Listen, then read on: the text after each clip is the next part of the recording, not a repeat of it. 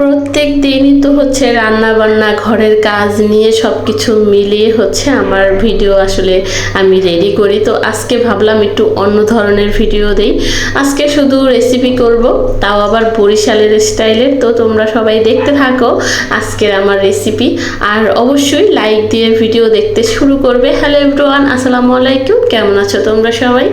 আশা করছি আল্লাহর রহমতে তোমরা সবাই অনেক ভালো আছো। আমিও আলহামদুলিল্লাহ অনেক ভালো আছি। তো বরিশালের কি জন্য বললাম, এই যে দেখাচ্ছি, এখানে হচ্ছে একটু গুঁড়া মাছ নিছি ভাজার জন্য, আর হচ্ছে কাঁচকলা দিয়ে ইলিশ মাছ রান্না করব। তো আমি যখন বাড়িতে ছিলাম তখন আসলে এইভাবে করে গুঁড়া মাছ আর কি ভাজা ভাজা করে খেতাম। তারপরে আমার খালা হচ্ছে এইভাবে রান্না করতো, আমার আব্বু হচ্ছে এইভাবে রান্না করে আমাদেরকে দিত। তো আমরা হচ্ছে মজা মজা করে খেতাম। তো ঢাকার শহরে এসেছি যখন, তারপরেও খালা এইভাবে রান্না করে দিছে, তো মজা করে খাইতাম। যখন বিয়ে হয়েছে কিন্তু আমার জামাই তো সে হচ্ছে ওই রকম ভাজা ভাজাটা পছন্দ করে না। তো আমি কখনো করিও নেই, আজকে প্রথমবার করলাম। যেহেতু মাছগুলা খুবই ছোট ছিল, আর তাকে জিজ্ঞাসা করলাম এইভাবে রান্না করলে খাবে কিনা। তো বললো আচ্ছা ঠিক আছে রান্না করো, খাবো, সমস্যা নেই। তো সেই জন্য আজকে এইভাবে রান্না করতেছি। তো প্রথমেই ইলিশ মাছগুলো একটু লবণ, তারপরে হলুদ এগুলা দিয়ে একটু মেখে রেখে দিলাম, ওটাও ভাইজা তারপর সুন্দর করে রান্না করব। আর এই গুঁড়া মাছের ভিতরেও প্রথমেই মশলাগুলো সব দিয়ে দিছি, শুধু তেলটা দেই নেই।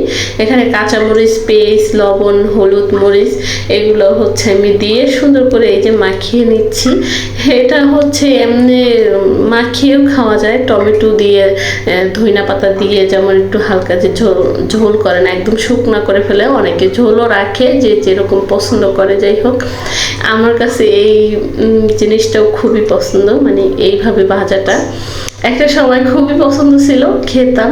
এখন হচ্ছে ওই যে জামাইয়ের জন্য খাওয়া হয় না, সে যেহেতু পছন্দ করে না। ঘরের ভিতরে একটা সময় আছে আমরা দুইজন থাকি, দুইজন খাওয়ারের মানুষ, তো ও খাবে একভাবে, আমি খাবো একরকম, তো সেই জন্য আর খাওয়া হয়ে ওঠে না। আজকে হচ্ছে মাও আছে, সেও বললো এইভাবে ভাজা করলে খাবে। তো সেই জন্য হচ্ছে একদম আমাদের বাড়ির মতো রান্না করতেছি, যেইভাবে আমার খালা রান্না করতো এবং আমার আব্বু রান্না করতো সেইভাবেই হচ্ছে রান্নাটা করছি। এখনো হচ্ছে আমরা যদি বাড়িতে যাই, তো আমার বোনের সাথে যদি যাই, তাহলে তো বড় আপু রান্না করে মজা মজা করে আমি খাই।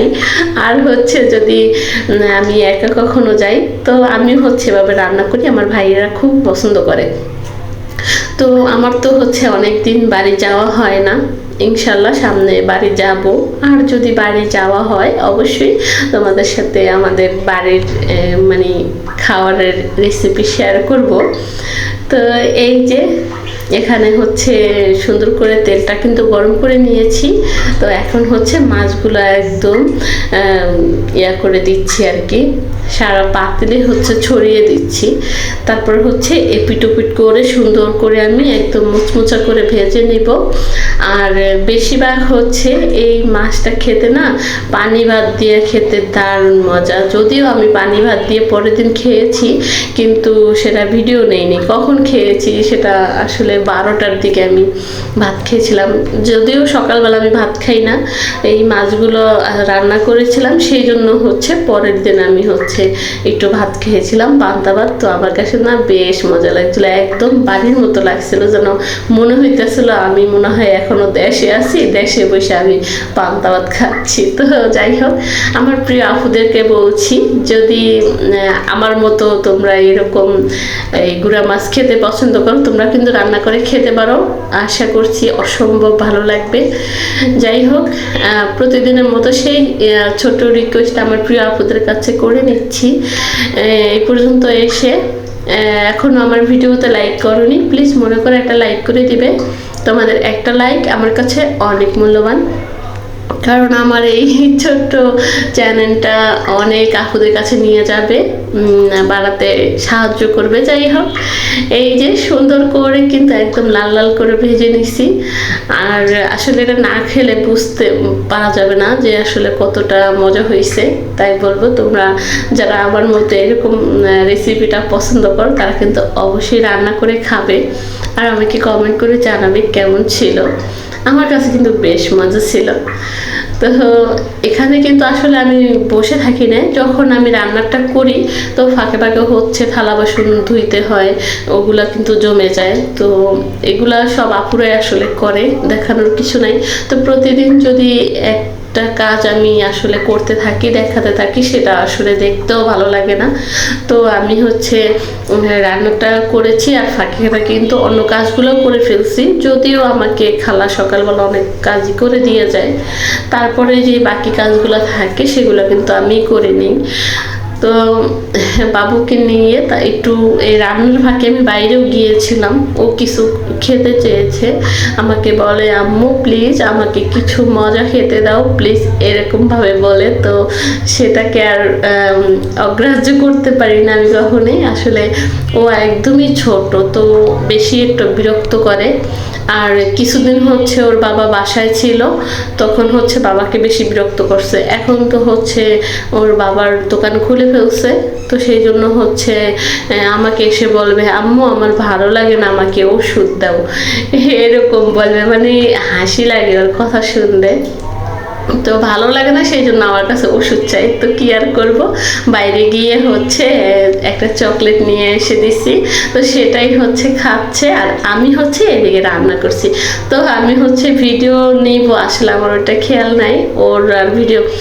আর একদম এখন তো প্রচণ্ড গরম, ওই হচ্ছে জামাও পরতে চায় না, তো সেই জন্য হচ্ছে বেশি একটা ভিডিও নেওয়া হয় না। আসলে আমার প্রিয় আপুরা বলবে আমি মনে হয় আমার বাবুকে জামাই পরাই না, আসলে পরতে চায় না, প্রচুর ওর গরম, আমারও অনেক গরম, ওরও হচ্ছে প্রচণ্ড গরম, একদম জামা পরতে চায় না। যদিও একটু পরে আবার হচ্ছে সাথে সাথে খুলে ফেলে, তো সেই জন্য আর ভিডিওটা নেওয়া হয় না। তারপরে এই যে গল্প করতে করতে আমার কিন্তু মাছ ভাজাটা হয়ে গেছে, সুন্দর করে মাছটা একদম কড়া কড়া করে লাল লাল করে ভেজে নিছি। আর এটা একদম খেতে না মুচমুচা হয়েছিল, এত মজা হয়েছিল সেটা আর আসলে বলে বোঝানো যাবে না, দারুণ মজা হয়েছিল। আর অন্যদিকে হচ্ছে আমার কলা তরকারিও কিন্তু হয়ে যাচ্ছে, মানে গুড়া মাছের গল্প করতে করতে আমি কিন্তু এই তরকারির কথা বলতে ভুলে গেছি। কলা দিয়ে ইলিশ মাছ দিয়ে কিন্তু অনেক মজা, তোমরা কিন্তু এরকম রেসিপি করে খেতে পারো, অনেক মজা। আমার কাছে তো বেশ ভালো লাগে, তো আমার কাছে যেগুলো ভালো লাগে আসলে আমি সেগুলোই কিন্তু বলি। তো এই যে মাছগুলো আগে ভেজে রেখেছিলাম সেগুলো হচ্ছে দিয়ে দেব, আর দিয়ে দিলাম। আর একটু পরেই হচ্ছে উঠিয়ে নেব। আমি একদম সুন্দর করে মাছগুলো ভেজে নিয়েছি, আর তরকারিটাও একদম সেদ্ধ হয়ে গেছে প্রায়। তো লাস্টে হচ্ছে দিয়ে দিছি, কারণ বেশি ঝোলের ভিতরে যদি মাছ দিতে যায় তাহলে সেই মাছটা আসলে মজা লাগবে না। তো আমি তো এভাবেই রান্না করি, সেটাই আসলে শেয়ার করা। তো যাই হোক, ভিডিওর একদম শেষ পর্যায়ে চলে এসেছি, এই পর্যন্ত বিদায় নেব। সবাই ভালো থাকো আর আমাদের জন্য দোয়া করো। আল্লাহ হাফেজ।